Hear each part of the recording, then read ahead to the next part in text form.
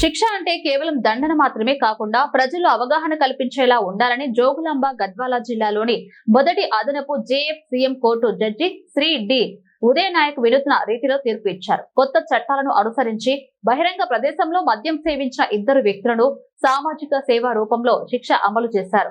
కేడి దొడ్డి మండలానికి చెందిన అంబిరాజు కుచినిర్ల గ్రామం మరియు వీరన్న ఉమిత్యాల గ్రామం సెప్టెంబర్ 9వ తేదీ రాత్రి బహిరంగంగా మద్యం సేవిస్తూ ఉండగా కేటి దొడ్డి బ్లూ కోర్ట్ పోలీసులు వారిని పట్టుకున్నారు. వారిపై భారతీయ న్యాయ సంహిత ప్రకారం సెక్షన్ 355 కింద ఈ పెట్టి కేసు నమోదు చేసి కోర్టులో హాజరుపరిచారు.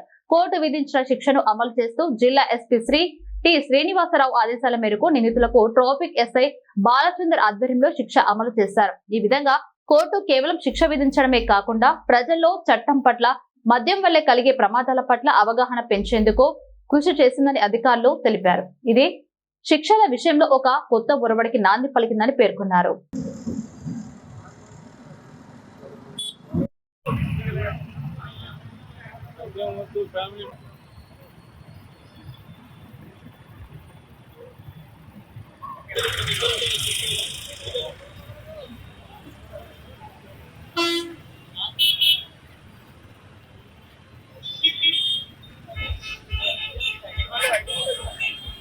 నిన్న ఉదయనాయక్ సార్ గారు జడ్జి గారు చెప్పినటువంటి జడ్జిమెంట్ మేరకు ఈరోజు వీళ్ళకి 1 అవర్ 10:30 11:30 వరకు ఒక కమ్యూనిటీ సర్వీస్లో భాగంగా ఈరోజు ప్లకార్డులు పట్టుకొని మద్యం తాగి వాహనాలు నడపకుండా ఉండడం, మద్యం ముద్దు ఫ్యామిలీ ముద్దు అనే 2 ప్లకార్డులను తీసుకోవడం జరిగింది.